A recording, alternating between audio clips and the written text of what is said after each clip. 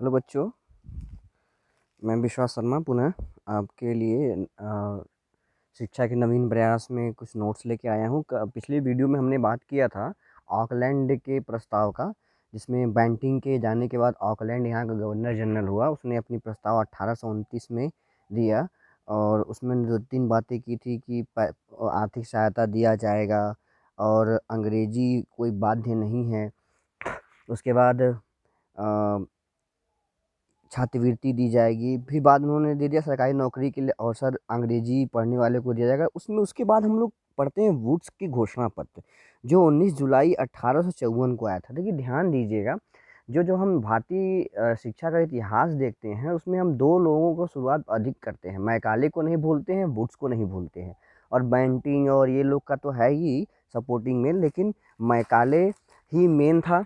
Macaulay के बाद निस्यंदन का सिद्धांत आया और मैकाले के बाद ही मैकाले को शिक्षा लाने के लिए बैंटिंग प्रस्ताव आया। फिर उस विवाद को कम करने के लिए ऑकलैंड ने दिया।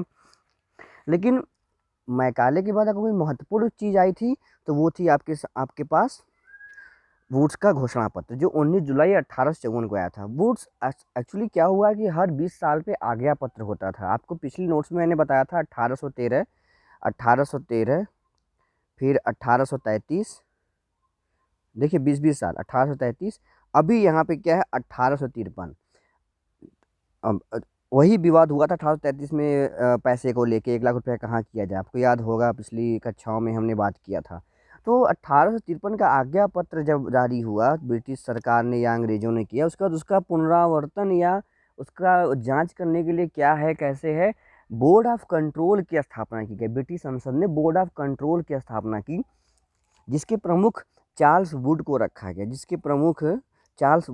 गया। Board of control Charles Wood को रखा गया। इन्हीं के नाम पर इसका नामकरण पड़ा वुड्स घोषणा पत्र। अच्छा, इसमें इसमें 100 अनुच्छेद थे, या रिपोर्ट में 100 टॉपिक थे जिन्होंने वुड्स ने दिया। और अब 19 जुलाई 1854 को क्या है घोषणा पत्र वुड्स का, हम आगे देखते हैं। आप स्क्रीनशॉट ले लिए होंगे।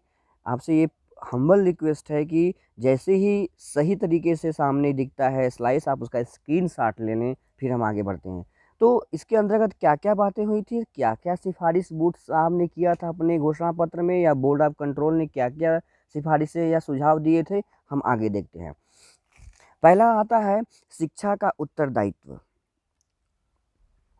शिक्षा का उत्तरदायित्व, रिस्पॉन्सिबिलिटी ऑफ एजुकेशन। उनका कहना था कि शिक्षा का उत्तरदायित्व जो है कंपनी का ही है। जो यहाँ कंपनी मतलब ईस्ट इंडिया कंपनी, 1600 में जो ईस्ट इंडिया कंपनी आई थी ब्रिटिश कंपनी का ही उत्तरदायित्व है कि वो शिक्षा का प्रचार और प्रसार करे। और शिक्षा का उद्देश्य क्या बताया उन्होंने, एम ऑफ एजुकेशन क्या था। पहला था भारतीयों में शिक्षा का प्रसार करके उनकी मानसिक एवं चारित्रिक उन्नति करना। Very good. भारतीयों को पाश्चात्य ज्ञान से अवगत करा के उनकी भौतिक समृद्धि करना। ठीक है। फिर भारतीयों को राजपदों के लिए सुयोग्य व्यक्ति बनाना। भारतीयों को अपने देश की समृद्धशाली बनाने में सहायता देना। लेकिन कहीं न कहीं अंग्रेजों के ही पक्ष में था। अंग्रेज ही शासन कर रहे थे, तो राजपद कौन देगा, वही तो सर्वे सर्वा थे, उन्हीं की नौकरी हम करेंगे। और समृद्धशाली बनाना अपने देश को, अरे हम तो खुद ही गुलाम थे। 1854 की बात है, 1854 हम गुलाम थे, तो देश किसका था, उनका था। हम उनको समृद्ध बनाएंगे, खैर वो अलग बात है, लेकिन हम शिक्षा की बात करते हैं। ये राजनीति और इतिहास की बात हो सकता हम चले गए। तो जो उद्देश्य था, 4 उद्देश्य आपके सामने हैं। शिक्षा का प्रसार, जिससे मानसिक और चारित्रिक उन्नति या विकास हो सके। पाश्चात्य ज्ञान से अवगत कराना, दूसरा। तीसरा, भारतीयों को राजपद के लिए तैयार करना। चौथा, समृद्धशाली देश बनाने में सहयोग करना। ये 4 था। अगले स्लाइड पे कर चलते हैं हम लोग। पाठ्यक्रम, करिकुलम क्या होगा। हालांकि पाठ्यक्रम अरबी, फारसी, संस्कृत को स्थान दिया गया, लेकिन जो यूरोपीय ज्ञान या पाश्चात्य ज्ञान था, या अंग्रेजी की जो शिक्षा थी, जो यूरोप के कला, कौशल, विज्ञान, दर्शन, साहित्य को उपयोगी बताकर उसे विशेष और अनिवार्य स्थान दिया गया। ये ध्यान दीजिए, जहाँ ऑकलैंड ने अंग्रेजी को बाध्य नहीं बताया था, अनिवार्य नहीं बताया था, वहीं पे वुड्स ने इसको अनिवार्य स्थान दे दिया गया। किसको? यूरोपीय ज्ञान को, यूरोपीय ज्ञान को, ठीक है। और शिक्षा का माध्यम क्या होगा? Medium of education. अंग्रेजी और देसी भाषा दोनों को माध्यम बनाया गया, दोनों को, अंग्रेजी और देसी भाषा दोनों को माध्यम बनाया गया। लेकिन जो अंग्रेजी जानने वाले व्यक्ति हैं वो अन्य व्यक्तियों के लिए देसी भाषा शिक्षा का माध्यम बनाया गया। जो अंग्रेजी जानने वाले हैं उनको अंग्रेजी, और जो अन्य लोग अन्य भाषा जानने वाले हैं या देसी भाषा जिससे भी अरबी आता है, संस्कृत आता है, फारसी आता है, उनके लिए वही किया गया। ठीक है, हम लोग आगे बढ़ते हैं अगले स्लाइड्स की तरफ। शिक्षा विभाग की स्थापना, establishment of education department. Woods की घोषणा पत्र में यह सुझाव आया कि जो प्रांतीय बोर्ड और शिक्षा समितियां हैं उसको भंग करके भारत के 5 प्रांतों, 5 प्रांत थे उस समय 1854 में, बंगाल, पंजाब, मद्रास, मुंबई, जिसको हम मुंबई आज बोलते हैं, पंजाब, बंगाल, मद्रास, मुंबई, उत्तरी पश्चिमी प्रदेश में एक एक लोक शिक्षा विभाग की स्थापना। देखिए पंजाब में पूरा आ जाता है पाकिस्तान से लेके जम्मू कश्मीर तक, बंगाल में आपका उड़ीसा, बिहार, पश्चिम बंगाल, उस समय ढाका, वो प्रांत आ जाता है। मद्रास में पूरा दक्षिण का तमिलनाडु, आंध्र प्रदेश पूरा आ जाता है। मुंबई में ये गुजरात से लेके पूरा इधर का पोर्शन आ जाता है। उत्तरी पश्चिमी प्रदेश में, उत्तरी में उत्तर प्रदेश का और पूरा उत्तर प्रदेश का पूरा भाग ले लीजिए, मध्य प्रदेश ले लीजिए, और पश्चिम की तरफ राजस्थान चले जाइए, ये आ जाते हैं।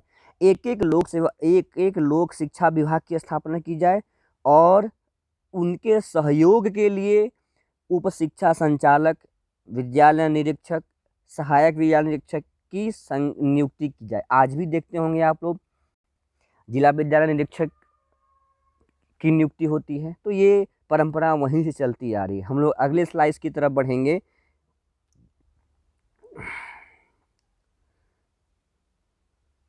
विश्वविद्यालय की स्थापना, establishment of university.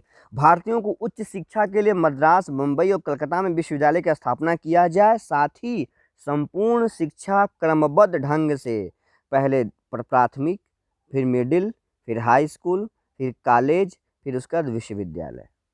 Middle, high school, college, विश्वविद्यालय, यह क्रमबद्ध बनाया गया। ठीक है।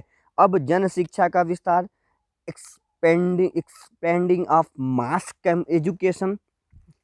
वुड्स ने निस्यंदन सिद्धांत का विरोध किया, जो छननी का सिद्धांत था। उन्होंने साथ ही साथ यह सिफारिश की कि सरकार प्राथमिक स्तर से ही विद्यालयों का स्थापना कर अधिक से अधिक जनसाधारण को शिक्षित करें। अगर हम बात करें निस्यंदन सिद्धांत कहाँ खत्म होता है, तो वुड्स के घोषणा पत्र में ही निस्यंदन का सिद्धांत खत्म होता है। उससे पहले चाहे ऑकलैंड हो, चाहे कोई हो, किसी ने भी खत्म करने का प्रयास किया, पूर्णतः खत्म नहीं किया।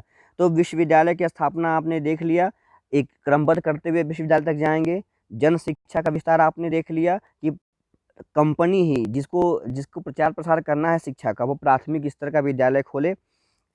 और सहायता अनुदान, ग्रांट एंड एड सिस्टम में क्या देखा गया? छात्रवृत्ति, पुस्तकालय, प्रयोगशाला, अध्यापक वेतन आदि की व्यवस्था की जाए, जिसके लिए अनुदान प्रणाली हो।